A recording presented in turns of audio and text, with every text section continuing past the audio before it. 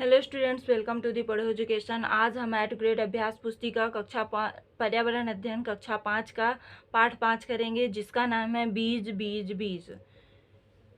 प्रश्न नंबर 1 है वस्तुनिष्ठ प्रश्न। सही विकल्प चुनकर लिखिए। चने को अंकुरित करने के लिए उसे भिगोकर गीले कपड़े में लपेट कर रखना चाहिए। प्रश्न नंबर 2 है प्रिया का पौधा मुरझा गया था क्योंकि उस पौधे को पर्याप्त हवा, पानी एवं धूप नहीं मिली। इसमें से प्रश्न नंबर 7 है इनमें से शिकारी पौधा है, तो निपेंथिस जो है तो शिकारी पौधा है। प्रश्न नंबर 10 है बीजों के रख रखाव के लिए कौन सहायक नहीं है, तो इसमें हो जाएगा मिट्टी। मिट्टी आंसर हो जाएगा। प्रश्न नंबर 2 है रिक्त स्थानों की पूर्ति कीजिए। भिंडी अफ्रीका से हमारे देश आई है। बीजों के अंकुरण के लिए पानी व हवा आवश्यक घटक हैं।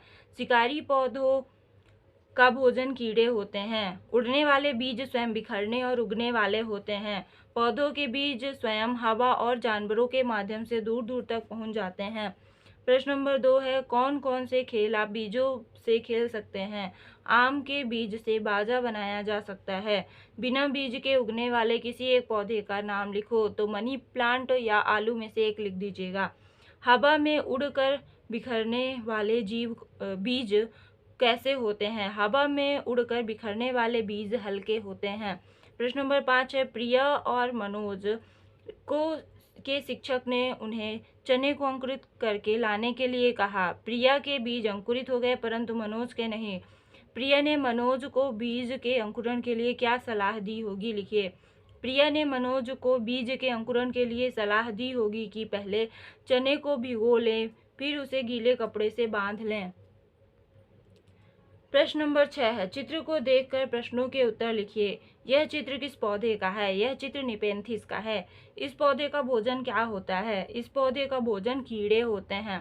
प्रश्न नंबर 7 है दिए गए सब्जियों को उनके कौन किस देश से आया के आधार पर वर्गीकृत कीजिए। तो भारत से कौन कौन आया है। बैगन, मूली, सेम, करेला, चाय। दक्षिण अफ्रीका से है मिर्ची, मूंगफली, आलू, अमरूद। यूरोप से गोभी, मटर। अफ्रीका से भिंडी और कॉफी। सोचिए और लिखिए। मसालों के रूप में उपयोग होने वाले बीज। तो मसालों के रूप में कौन कौन से बीज उपयोग होते हैं। जीरा, धनिया। हल्के बीज लौकी, धनिया। अंकुरित कर खाए जाने वाले बीज चना और मूंग। प्रश्न नंबर 9 है आपने गमले में एक बीज लगाया, उसके उगने की प्रक्रिया का अवलोकन कर अंकुरण को क्रमबद्ध चरणों में दर्शाता हुआ नामांकित चित्र बनाइए। ये चित्र हमने बना दिया है। ये अंकुरण हुआ है, पहले बीज था, बीज के बाद थोड़ा सा अंकुरण हुआ है। ये जमीन है, ये जमीन के बाद थोड़ा सा निकला, फिर और ज़्यादा, और फिर इसके बाद इसकी जड़ें बहुत सारी आ गई और यह बहुत बड़ा बीज बन गया। प्रश्न नंबर 2 है बीज के अंकुरण के लिए आवश्यक घटक कौन कौन से हैं, लिखिए। तो बीज के अंकुरण के लिए आवश्यक घटक हैं हवा, पानी, मिट्टी और तापमान। प्रश्न नंबर 10 है मोना ने 2 गमले लिए। गमला ए में उसने साबुत दाल के बीज बोए और गमला बी में दली हुई दाल बोई। उसने दोनों गमलों में समान रूप से पानी व खाद दी। उसके एक गमले में अंकुरण हुआ परंतु दूसरे गमले में अंकुरण नहीं हुआ। किस गमले में अंकुरण हुआ होगा। गमले ए में अंकुरण हुआ होगा क्योंकि इसमें साबुत दाल के बीज बोए गए हैं। किस गमले में अंकुरण नहीं हुआ होगा। गमला बी में अंकुरण नहीं हुआ होगा क्योंकि इसमें दाल का टूटा हुआ भाग बोया गया है। अंकुरण केवल साबुत दाल में ही होगा। धन्यवाद।